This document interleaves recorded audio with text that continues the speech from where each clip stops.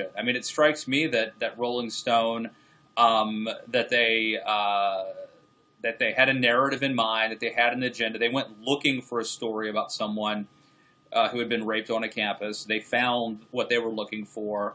And then they didn't really vet the alleged victim. They didn't talk to the alleged perpetrators or rapists. They didn't do some of the due diligence, including was there a party on the night that this horrific event supposedly happened. All these things. And so, I guess what I'm saying is that, I think we do have a thing in this country about being presumed innocent. And, I think that it's a bad idea that you would assume that because somebody makes an allegation against somebody else, that the presumption of guilt is just fundamentally an un-American concept. Doesn't, obviously these horrible things happen. But I think Rolling Stone really did a disservice on a variety of reasons, including the fact that, the next time something like this happens, that potentially that victim may not get as much sympathy or attention as she might have otherwise gotten. So, I mean, I do think we have a responsibility to try to get these things right. I think outlets like Rolling Stone, these mainstream media outlets that have been around for a long, long time, broken big stories. I mean, they took down General Stanley McChrystal. It's especially incumbent upon them. I mean, the expectation is that they've got fact checkers, that they're doing thorough, proper reporting. And when they drop the ball like that, there are consequences. Well, I mean, no one is defending Rolling Stone in this debacle, not even Rolling Stone.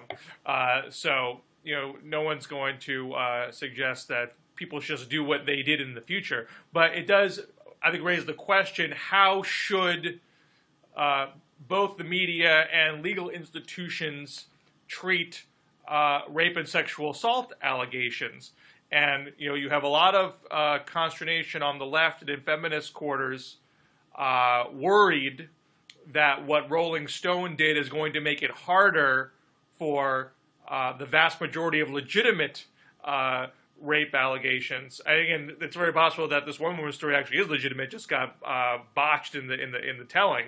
But putting that matter aside, and then one thing Rolling Stone has done is make the term legitimate rape a much more relevant and frequently used term, I think, than in a couple of years. So there's a concern that now we're going to go back to the old days where women's stories are going to be immediately questioned and not taken seriously because of Rolling Stone's mistake. I'm a bit more sanguine about that because let's recall we had the Duke lacrosse debacle, and I think between the Duke lacrosse case and the UVA case, I think feminists have made great strides in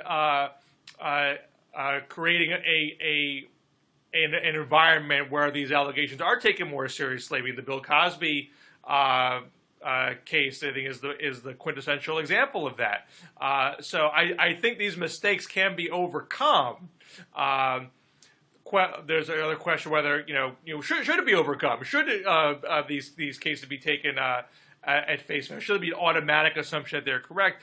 And without getting into a question of absolutes, I think it is imperative. I mean, we had a situation not so long ago where if a woman had where the woman was making an accusation, that she would immediately be not taken seriously by the police, that the question would turn on her immediately, and the cases would not be seriously investigated.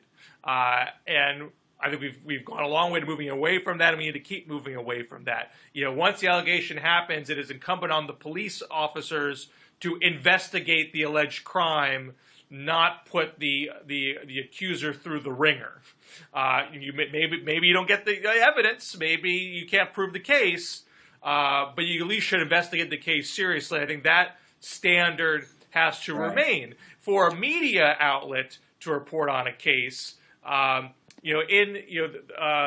Eric Wemple blog at the Washington Post talked about a lecture that the Rolling Stone editor gave in 2006, where he was defending the idea of opinion journalism, where he said, quote, "We'll write what we believe." And he said, "I want to do stuff that's biased," which, when you take out of context, sounds horrible. But at the end of toward the end of the talk, there was a college reporter like that reported on it, and quotes, "Bias," maintains Will Dana, "does not mean unbalanced," quote unquote. Then the reporter paraphrases, "They have to exercise extreme depth of analysis and reporting in writing their stories. In fact, confided Dana, his all-time favorite stories are those which deliberately framed extremely controversial issues in a manner which was both emotive and unabashedly honest." And so Eric Wimple says that standard was recklessly abandoned here.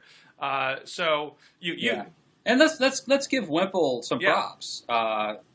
He's done some great reporting and analysis on this story. But you could have reported on this story. The reporter could have taken the accusation seriously and had a bias towards believing it, and still done a better job of reporting it, actually reaching out to the accusers and weighing. Right, but then her story might have fallen apart, Bill. Well, but that reporter didn't have to make that judgment after going through the effort to report the story.